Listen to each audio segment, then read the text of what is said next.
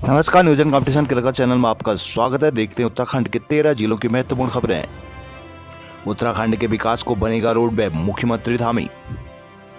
मुख्यमंत्री पुष्कर सिंह धामी ने कहा कि प्रदेश सरकार विकसित उत्तराखंड के संकल्प को पूरा करने के लिए प्रतिबद्ध है। इस लक्ष्य की प्राप्ति के लिए 10 वर्ष का रोड मैप बनाते हुए सभी विभागों को वर्ष 2035 तक की कार्य योजना बनाने को कहा गया है। मुख्यमंत्री ने कहा कि यह बात मंगलवार को दून स्थित भाजपा के प्रदेश मुख्यालय में कही है। यहाँ केंद्र की मोदी सरकार के 11 वर्ष पूरा होने के मौके पर पत्रकार वार्ता कर रहे थे। सीएम ने कहा कि नरेंद्र मोदी ने वर्ष 2047 तक विकसित भारत बनाने का संकल्प लिया है।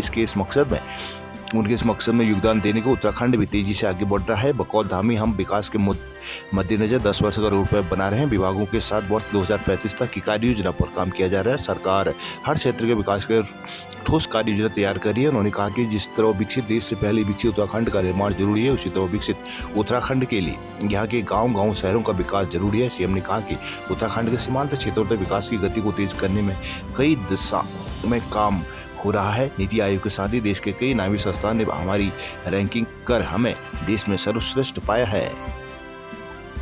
जोखुली में गुलदाने, बुजुर्ग महिला को किया घायल। देहरादून पंचायती चुनावों के लिए आरक्षण में 13 जून को और निर्णय 19 को लगेगी मोहर। प्रदेश की पंचायतों प्रशासकों की नियुक्ति के बाद सरकार ने उनमें आरक्षण को लेकर फार्मूला भी जारी कर दिया है। इसके तहत हरिद्वार को छोड़कर बाकी 12 जिलों में त्रिस्तरीय पंचायती आरक्षण की अंतरिम तस्वीर 13 जून को साफ हो जाएगी। इस पर आपत्तियों पर सुनवाई की प्रक्रिया के बाद 19 जून को आरक्षण को अंतिम रूप देकर फाइनल प्रस्ताव पंचायती राज निदेशालय को सौंप दिया जाएगा। निदेशालय ने 19 जून की शाम को ही आरक्षण का प्रस्ताव शासन और राज्य निर्वाचन आयोग को उपलब्ध कराएगा। पंचायतों में सोमवार को प्रशासकों की नियुक्ति के अगले ही दिन मंगलवार को सरकार ने उनमें आरक्षण तय करने की ओर भी कदम बढ़ा दिए। दोपहर को पंचायती राज सचिव चंद्रेश कुमार ने विभागीय निदेशक को आरक्षण का फॉर्मूला जारी करते हुए कार्रवाई शुरू करने के निर्देश दिए। उन्होंने अंतरिम आरक्षण तय करने आपत्तियां आवेदन उनकी सुनवाई के बाद अंतरिम आरक्षण तय करने का टाइम टेबल भी तय किया है, जिसकी प्रक्रिया बुधवार से शुरू होकर 19 जून तक चलेगी। देहरादून आयुष्मान कार्ड अब परिवार रजिस्टर से भी बनेंगे मंत्री। उत्तराखंड में राशन कार्ड से वंचित लोगों के आयुष्मान कार्ड परिवार रजिस्टर के आधार पर बनाए जाएंगे। स्वास्थ्य मंत्री डॉक्टर धन सिंह रावत ने मंगलवार के संबंध में अधिकारियों को कैबिनेट में प्रस्ताव लाने के निर्देश दिए हैं। राज्य स्वास्थ्य प्राधिकरण के दफ्तर में रावत देर शाम आयुष्मान गोल्डन कार्ड योजना के संबंध में बैठक की। इस दौरान उन्होंने कहा कि राज्य सरकार के सभी नागरिकों को आयुष्मान योजना से जोड़ने के संकल्प के तहत राशन कार्ड के बाद परिवार रजिस्टर को भी आधार बनाने जा रहे हैं, जिसका प्रस्ताव जल्द आगामी कैबिनेट बैठक में लाया जाएगा। पंचायती राज में महिलाओं के लिए 3,964 अध्यक्ष पद हुए आरक्षित।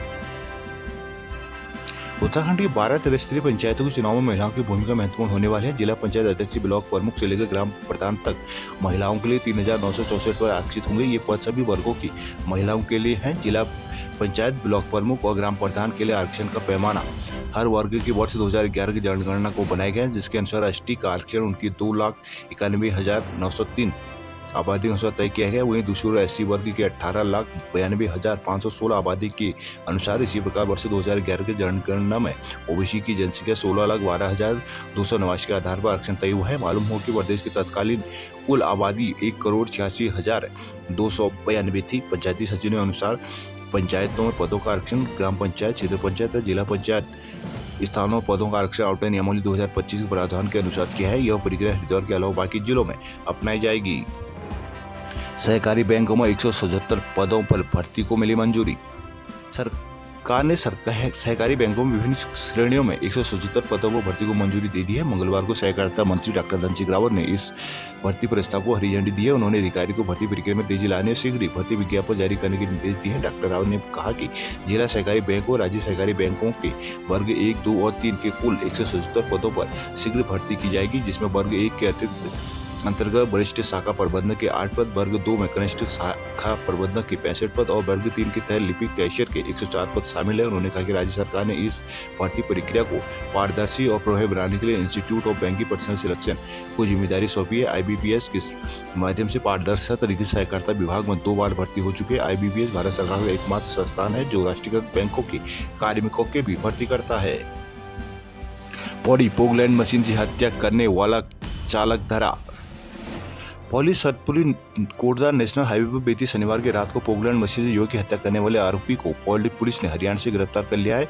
आरोपी पोगलैंड चालक ऑपरेटर की पहचान परवीन सिंह बर्थवाल निवासी ग्राम चुनार मरवाड़ी जोशीमठ जिला चमोली के रूप में हुई है। बताते हैं कि युवक की हत्या के बाद आरोपी सीधे बीते शनिवार से फरार चल रहा था। पुलिस की ओर से कई टीमों का गठन कर गिरफ्तारी के लिए कई जगह दबिश दी गई। बताते हैं कि पौड़ी सतपुली नेशनल हाईवे पर मल्ली सतपुली के पास शनिवार रात को सड़क खोदने को लेकर मामूली विवाद के बाद आरोपी पोगलैंड चालक परवीन कुमार बर्थवाल ने डांडा मंडी दुगट्टा निवासी सुमन देवरानी को मशीन के अगले हिस्से पकेट से मारकर हत्या कर दी थी। घटना के बाद आरोपी फरार हो गया था। घटना से आक्रोशित स्थानीय ग्रामीणों जनप्रतिनिधियों ने नेशनल हाईवे पर जाम लगाने के साथ ही पुलिस प्रशासन से आरोपी की शीघ्र गिरफ्तारी की मांग की थी।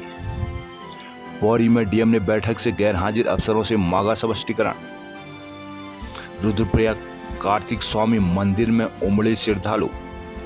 रुद्रप्रयाग की क्रॉच पर्वत पर स्थित भगवान कार्तिक स्वामी मंदिर में विश्व शांति व क्षेत्र की खुशहाली के लिए चल रहे महायज्ञ पुराण वाचन में हर दिन बड़ी संख्या में भक्त आशीर्वाद लेने क्रॉच पर्वत पहुंच रहे हैं। मंगलवार को देश के विभिन्न प्रांतों से आए 69 तीर्थयात्रियों ने भगवान कार्तिक स्वामी के दर्शन किए। कार्तिकेय मंदिर समिति ने यात्रियों का स्वागत किया। देश के विभिन्न प्रदेशों से मानस खंड एक्सप्रेस से उत्तराखंड में भगवान बद्रीनाथ और केदारनाथ की यात्रा पर आए 69 यात्रियों के दल ने मंगलवार को कार्तिक स्वामी पहुंचकर यहां भगवान के दर्शन किए। इन दिनों कार्तिक स्वामी मंदिर में 11 दिवसीय महायज्ञ पुराण वाचन का भव्य अनुष्ठान चल रहा है। हवन कुंड में प्रतिदिन करीब 1100 आहुतियां डाली जा रही है। इस आयोजन में रुद्रप्रयाग के साथ ही चमोली जनपद व अन्य जनपदों से भी बड़ी संख्या में लोग दर्शनों को पहुंच रहे हैं।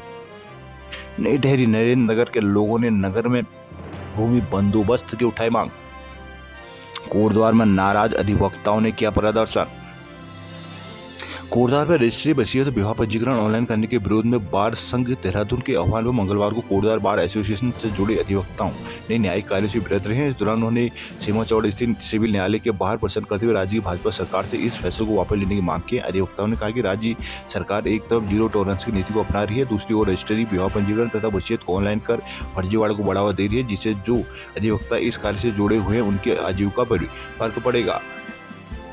बद्रीनाथ हेमकुंड में श्रद्धालुओं की भीड़ 8 लाख तक पहुंचे। पथरी फेरूपुर में विरोध के 20 ग्राम समाज की भूमि से अतिक्रमण हटाया गया। हरिद्वार में व्यापारियों ने एसएनए को बताई समस्याएं। हरिद्वार में आवास बनाने वाली 25 कंपनियों को भेजा गया notice.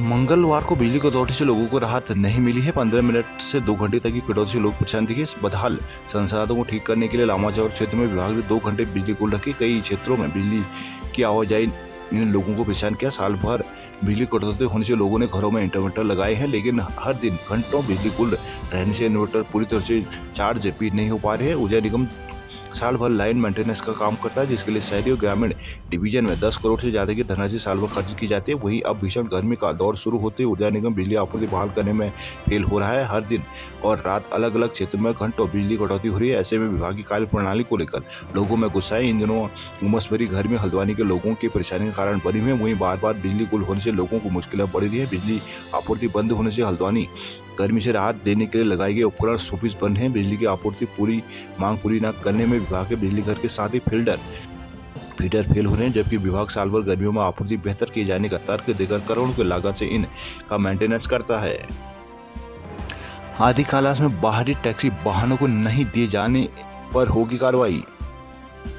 Pithoragarh Beas taxi union की तरफ से मंगलवार से धारतोल से आगे आदि कैलाश ओम पर्वत नारायण आश्रम के लिए जनपद के अन्य हिस्सों से वो बाहरी जिलों में प्रदेश के टैक्सी वाहनों को न दिए जाने के ऐलान पर प्रशासन ने कड़ा संज्ञान लिया है। ARTI शिवांग कांडवाल ने कहा कि शहरों की रोक का उन्हें अधिकार नहीं है।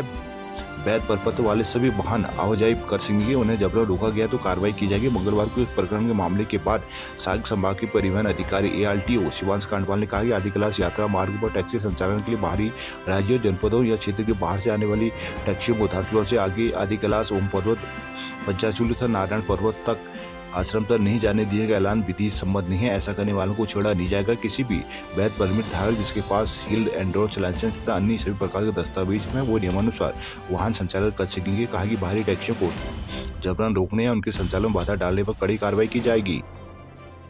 चंपावत रीठा साहब में मत्था टेकने पहुंचे हजारों श्रद्धालु।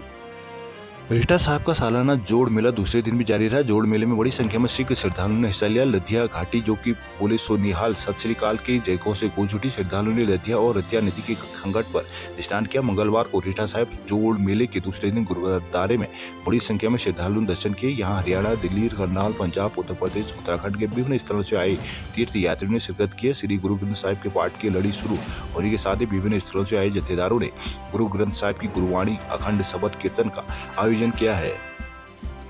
अल्मोड़ा में हार्डवेयर की दुकान को बना दिया तस्करी का अड्डा। अल्मोड़ा टैक्सी स्टैंड में वाहनों की पर्ची काटने का काम करने वाला एक व्यक्ति हार्डवेयर की दुकान में रखे पाइपों में स्मैक छुपाकर ग्राहकों को बेचा करता था। सोमवार रात पुलिस की छापेमारी में स्मैक तस्करी का पर्दाफाश हुआ। आरोपी की निशानदेही पर हार्डवेयर के सामान के बीच कागज की पर्ची में छुपाई 8.3 ग्राम स्मैक भी बरामद हुई है। एसएसपी देवेंद्र पीछा के निर्देश पर कोतवाल योगेश चंद्र उपाध्याय और एसओजी प्रभारी भुवन जोशी के नेतृत्व में टीम ने मंगलवार रात नगर स्थित एक हार्डवेयर की दुकान में छापेमारी की। टीम दुकान के अंदर पहुंची तो एक युवक को मौके पर फरार हो गया। संदिग्धता मिलने पर पुलिस ने वहीं मौजूद कामगारों से पूछताछ का शुरू कर दी। सामने आई कि टैक्सी स्टैंड के वाहनों की पर्ची काटने वाला नदीम हुसैन निवासी जोशी खोला राजपुरा यहाँ अक्सर आता है। कुछ लोग भी इससे मिलने आते हैं, लेकिन आरोपी नदीम ने कुछ भी बताने से इनकार कर दिया। पुलिस ने भागने वाले व्यक्ति के बारे में सख्ती पूछताछ की तो आरोपी ने बताया कि वह युवक स्मैक खरीद कर ले गया था। चौखुटिया पुल से 12 दिन बाद पैदल आवाजाही हुई शुरू। अल्मोड़ा में मांगों पर अधिवक्ताओं ने किया प्रदर्शन।